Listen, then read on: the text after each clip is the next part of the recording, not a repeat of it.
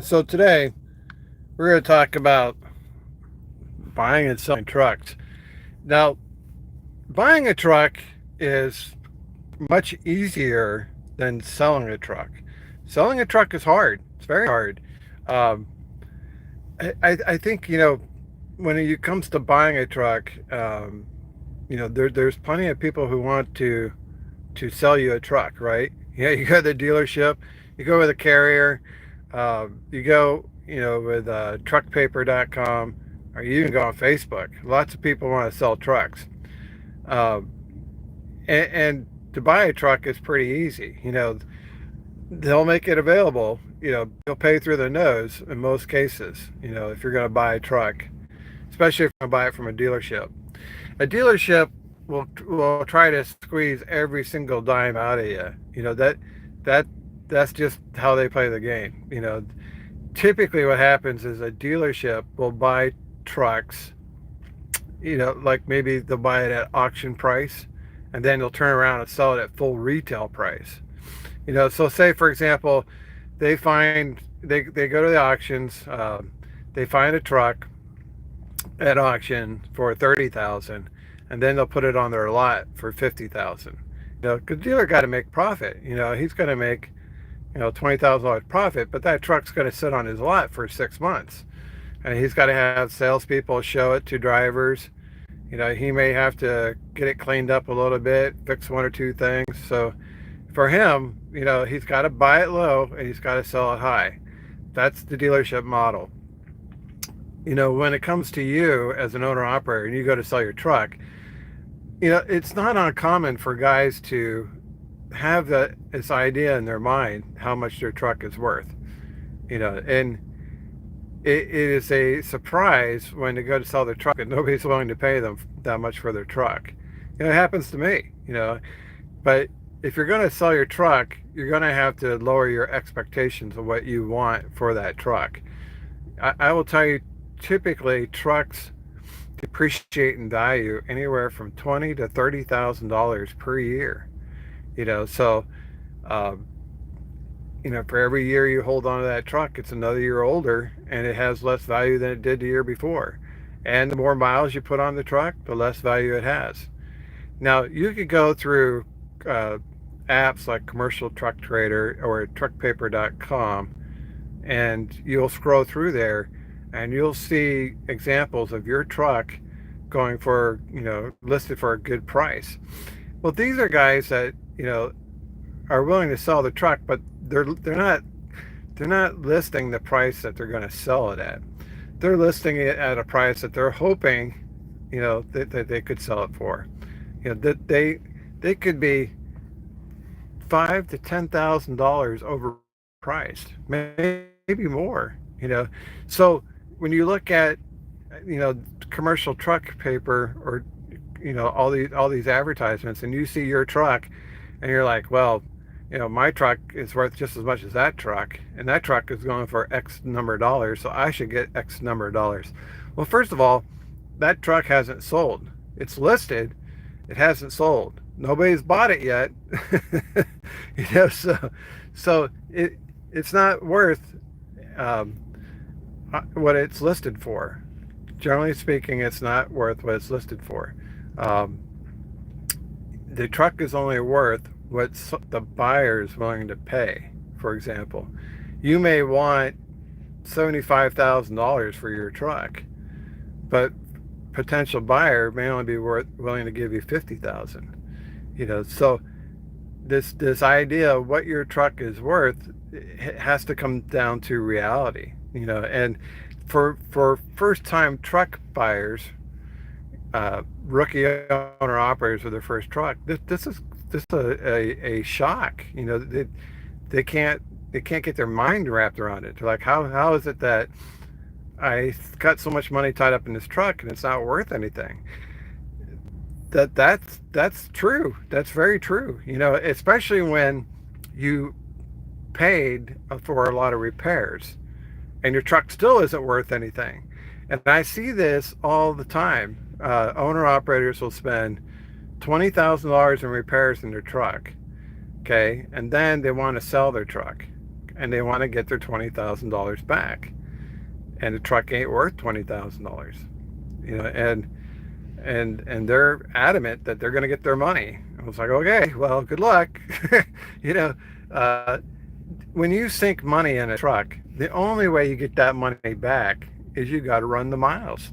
You know, if you've got a truck with 700,000 miles and you do an engine end frame that's $30,000, okay, and you turn around and try to sell it for 30,000, chances are you're not going to get 30,000 for that truck. So how do you get your money back? How do you get your money back after you spent $30,000 into it?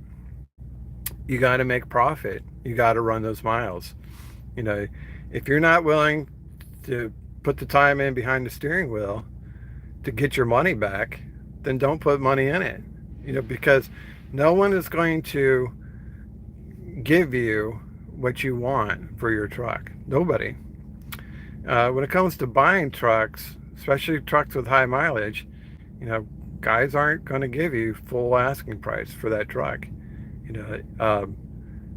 There are plenty of trucks for sale, and as much as you think you got the world's greatest truck, there's another 1,000 just like it. And this is often true when it comes to things like accessories. If you have an APU on your truck and a lot of extra features, you may think your truck is worth more. But if you jack your price up too high, guys will just go buy a similar truck and add those features on. They're like, well, why would I want to pay you, extra for those features? I just go buy the features myself and put them on myself. It's so you got to be very careful when you're thinking about selling your truck, and let's say it does have an APU, but that APU is not brand new. You can't say, okay, my truck is worth $10,000 more because I have an APU. Well, that APU may be 3 or 4 years old. That APU is pretty worn out. That APU isn't worth much. In many guys' eyes, they'd rather have a truck without the APU and go get a new APU and put on it. If they're gonna spend 10 to 15 grand extra for an APU, they'll go get a new one. They're not gonna spend it on an old, worn out APU. So you got to put your expectations in check. It is a shock. Now, guys who have 10 years or more, 10 to 20 years of owner-operator experience, they've been buying and selling trucks. And it's not uncommon for guys who are, have trucks with 750,000, 800,000 miles. They let them go dirt cheap. All the depreciation value is taken out of the truck. It's been fully depreciated. There's no tax value left in that truck, none. So if you buy that truck, your accountant's going to tell you you're not benefiting from a tax standpoint by buying that high mileage truck. There's no tax deduction. That truck is more than 5-6 years old. It's fully depreciated. Now, it's not worth zero.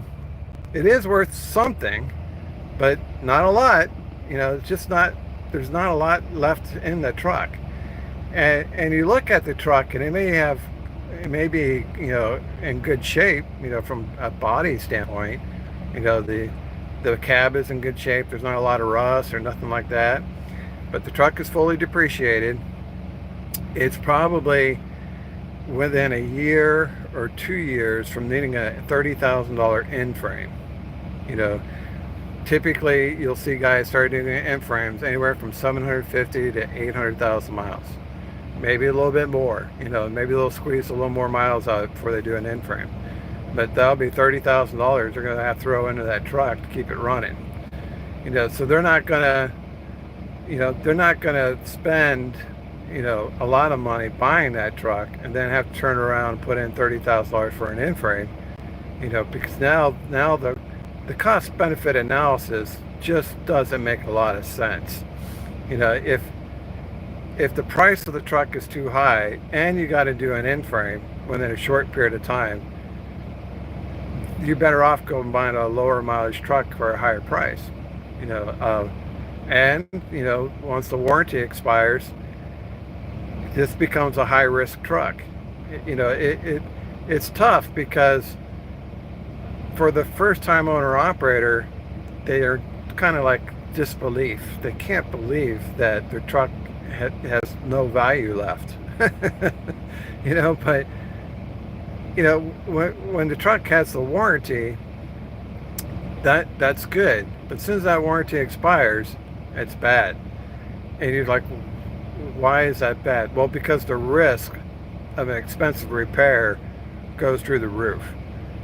If the DEF, let's just say for example, the DEF system needs to be replaced. From the DEF pump all the way across to the one box to the DEF doser unit.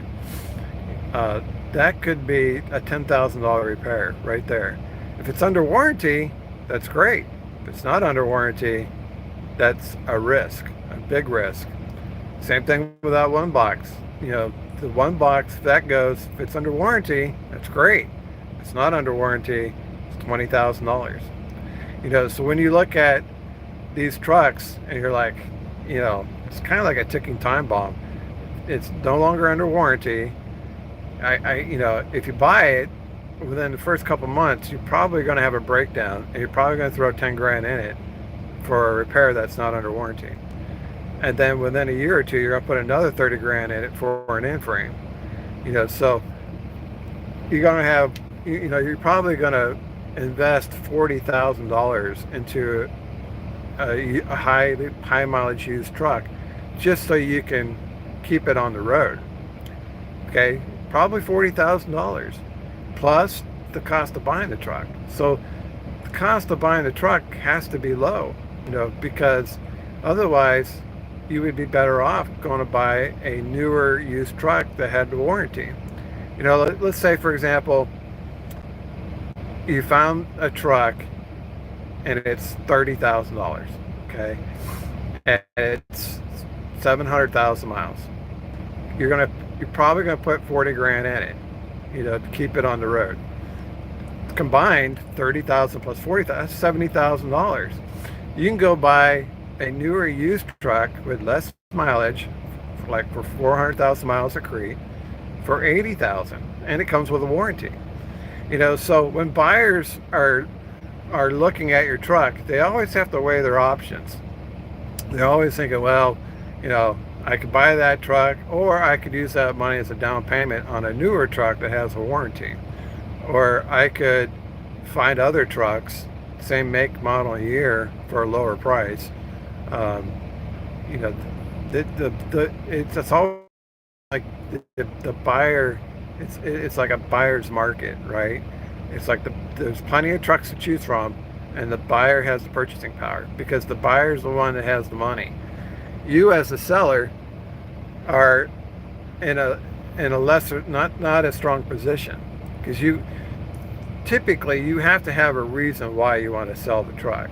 You're not typically going to sell the truck so that you can flip a truck, for example.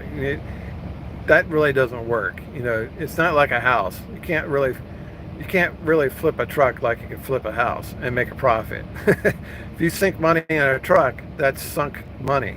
You can't get it back other than to run the miles and generate profit, do the work. You can't really flip a truck. You can't really take an old truck, put 20 grand in it, flip it, and sell it for an additional 25 or 30 and make $5,000 or $10,000 profit. It doesn't work. These are items that depreciate. A house will increase in value. A truck will decrease in value. And unless it's a Peterbilt 579 or a 379 or a Kenworth W900, if it's not one of those trucks, then your truck is a throwaway truck. And that's very hard for rookie owner operators to get their mind around, that their truck isn't worth a lot and that it's a throwaway truck. And when guys talk about throwaway, it's like, look, when you get up to 800,000 miles, you either sell it cheap walk away from it, or you're going to put $30,000 into it for an in-frame. And many guys don't think it's worth $30,000 investing in that truck for an in-frame. They'll just put that $30,000 towards a newer truck that has a warranty. So in essence, it becomes a throwaway truck. What Crete does, if you wanted to sell your truck, for example, through Crete has a national network of buyers that they often use to buy their used equipment. They'll make your truck available to those buyers, but those buyers are looking to pay you auction price or wholesale price. That's it. So you may have a truck that's 750,000 miles and you sell it through Crete, you're only going to get a few $1,000s for it. That's it. That's all you're going to get. They'll buy it, but you basically are going to have to give it away. And you're like, okay, well, I'll sell it on my own. And it's like, okay, well, good luck. That's an option. When it comes to selling your own truck, you'll have to advertise it. Okay, you will have to take time off the road to show it to multiple drivers. So that time that you're showing your truck is time that you're not spending behind the wheel. And for an owner operator, their net income could be $2,000 to $3,000 per week. So let's say it takes you a month to sell your truck. Because you're gonna show it to multiple people. Multiple people will take a look at your truck.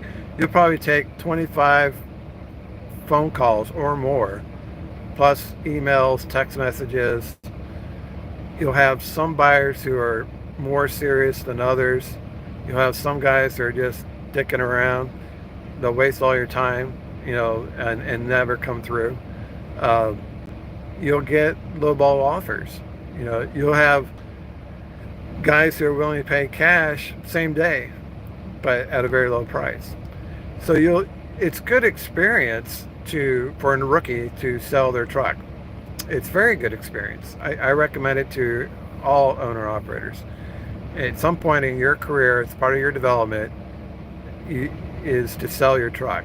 You'll have to list it, you'll have to show it, you'll have to negotiate, you'll have to finalize, close the deal.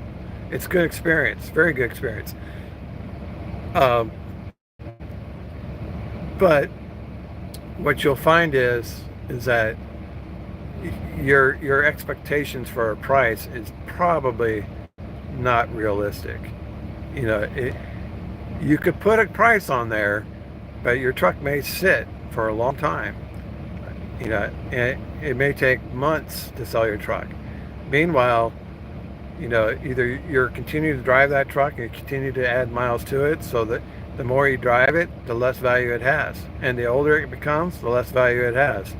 And every time someone wants to take a look at it, you got to come off the road and show it. And then that guy may never call you back again. And you're like, I don't know what happened. I thought he was interested. Never calls you back again. And there could go weeks when nobody calls you. And it's like, well, you'd like to buy another truck, but you need the money from this truck as a down payment for the next truck. And it's like, look, you can try to get the price you want, but the longer it takes, the lower your truck value is. The more time you are wasting showing your truck, it's time that you're not generating revenue behind the wheel. So let's say, for example, you have your truck listed at $70,000. You take a month to sell it. That could cost you 10 grand in lost revenue. So, and then you're going to negotiate for a lower price because no one's going to give you your exact price. So you may sell it for 60. You took a month to do it, which cost you in actuality another 10,000 lost opportunity from driving. So you ended up selling what it really sold for was for 50. You had it listed for 70, but what you really let it go for was 50, whether you realize it or not. And that just kind of blows guys' mind away. They're like, I see my truck listed for 70 all day long every day. Yeah, it's listed. That doesn't mean it's sold. A lot of guys list their trucks. That doesn't mean they're sold. You'll see it on the dealer lot.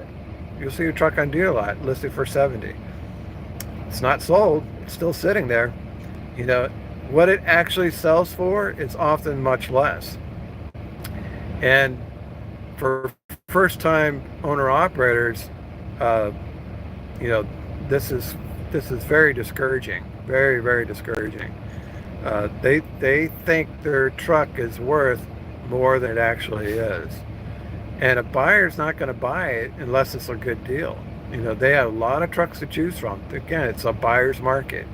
You know, the buyer can buy a truck from anywhere. You know, he's interested in buying your truck. Uh, it doesn't mean your truck is the only truck for sale. There's other trucks that are for sale. You know, and he's going to shop for the best deal that he can get. You know, it depends on how strongly you want to sell that truck. You know, if you're a penny pincher and you want to sit on it, that's okay. You know, as long as you want to do it that way. But as it gets older, it loses value, and as you rack up the miles, it loses value. You know, it's always a tricky situation. You know, and when it comes to selling your truck, you have basically three options. One, you could trade it in for a dealership. A dealer's not going to give you full asking price for your truck. You know, the dealer's probably going to give you the lowest price on your truck because the dealer's got to turn around and sell it on his lot, and he's not going to do it for free. He's got to make a good profit. So you could try to trade your truck in on another truck, or you could let Crete sell it. Again, Crete's not going to get you top dollar. You know, they're going to sell it at auction or wholesale price. You're only going to get probably less than $10,000 for your truck. Or you could try to sell the truck on your own, which is the most difficult thing to do. It's the most time consuming, and it can be stressful. You know, I've done it twice. You know, but it does take a lot of effort to try to sell your own truck. And you know what the experienced guys will do is they generally like to make this a smooth process. They want to get out of the old truck and want to get into another truck. And in many cases, they walk away from their old truck. They walk away because the old truck represents risk. And you look at that truck and you're like, oh, it looks fine. You know, it looks fine. I get it. It looks fine. But the truth of the matter is, every component on that truck has 750,000 miles on it. Every single component.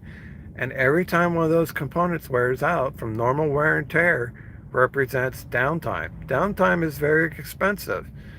You know, you're like, you know, you don't have to worry about the major stuff. It's all the little things. These trucks have a million different components, and they all have 750,000 miles on it. And all these components need to work for this truck to run smoothly. And just a little thing, an air leak here, you know, a coolant leak, you know, small coolant leak, you could be down 3 days waiting to get the truck in the shop, waiting at Freightliner, you know, getting it in, getting it out, you know, that it represents a cost. There's a cost associated with that. And when a buyer looks at that cost, they're like, look, that's a high risk truck. You know, I don't care what kind of condition it is in. I'm looking at the year, the make, the model, the mileage, and it's not under warranty. So that is a huge risk. And the higher the risk is, the lower they're willing to pay for your truck. That's a hard concept for rookie owner operators to get their mind around. You know, because the buyer, he's looking at that, he's like, well, if I can get the truck at the right price, I'll take on the risk. I'll do the $30,000 engine and frame, and I'll run it for 2 or 3 years. But I can't take the truck as is and expect to run 2 or 3 years without sinking money in it. It's going to take money to keep it on the road. So you're not going to pay a lot for the truck, and then pay a lot for the truck repairs on top of that. You're just not going to do it. You have better ones available to you. So keep that in mind. It's always good experience to sell your truck for the first time, and you need to get a good feel for it. You need to talk to multiple buyers, get multiple offers on your truck. Who knows? You may get lucky. It's possible. Truck prices do vary across the country. Uh, you may get a higher price in California or the East Coast than you would in in the middle of the country. It all depends on supply and demand. And you know, I know guys that, or I've seen guys travel across the country to go buy a truck. They may be out somewhere on the East Coast. They'll travel to the West Coast because they found a truck at a good price. They'll go get it. You know, so sometimes buyers will shop nationwide for the best deal. And as much as you want to think your truck is a unique snowflake, it's not. Especially if it's Freightliner.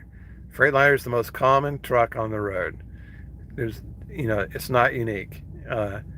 It, you know, the truck value is pretty clear. Truckpaper.com has a evaluation tool. I think they'll tell you what the auction price is, what the typical average selling price is, things like that. Uh, there's another site. I'll try to find links and put it in the description when we're done. Um, it used to be the Kelly Blue Book, but it's called something else. I can't remember what it's called, but I'll put a link and put it in, like Truck Price Digest or something like that. I'll put a link in the description when we're done. But even if your Blue Book says, if truckpaper.com tells you what the book value is on a truck, you're still probably not going to get that book value. Again, these buyers are in the driver's seat. They'll probably be looking for a bargain. They're not going to be looking to pay full price, full asking price, or even the book value on your truck. You could use that as part of your negotiation. Say, well, look, the book value is X amount of number of dollars. And it's like, oh, that's okay. If you can get it, get it. But don't be surprised. Buyers are not willing to pay you book value. They may come in much lower than that. And it's nothing personal, but they're looking at that truck from a risk standpoint. They're weighing their risk. Now, if the truck had a warranty, that'd be a different story. But if there's no warranty, it's higher risk. And they're not willing to pay for a truck with higher risk. All right, guys, that's all I got for you. Thanks for watching. We'll see you on the internet.